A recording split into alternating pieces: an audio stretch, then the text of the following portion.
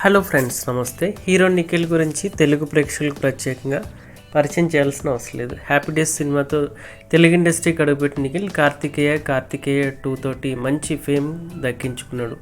అయితే వరుస సినిమాలతో బిజీగా ఉన్న హీరో నిఖిల్కి పల్లవి వర్మతో పెళ్ళైన విషయం అందరికీ తెలిసిందే. రీసెంట్గా 21 ఫిబ్రవరి రోజున పండంటి బిడ్డకు జన్మనిచ్చింది నిఖిల్ భార్య.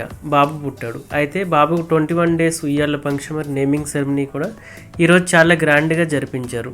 దానికి సంబంధించిన ఫొటోస్ని తన భార్య పల్లవి వర్మ సోషల్ మీడియాలో షేర్ చేసి అభిమానులతో పంచుకున్నారు.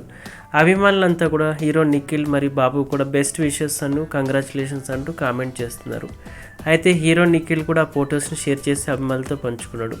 నేను నా తండ్రిని కోల్పోయాను, నా బిడ్డ రూపంలో మళ్ళీ తిరిగి వచ్చాడంటూ ఎమోషనల్ పోస్ట్ చేశాడు.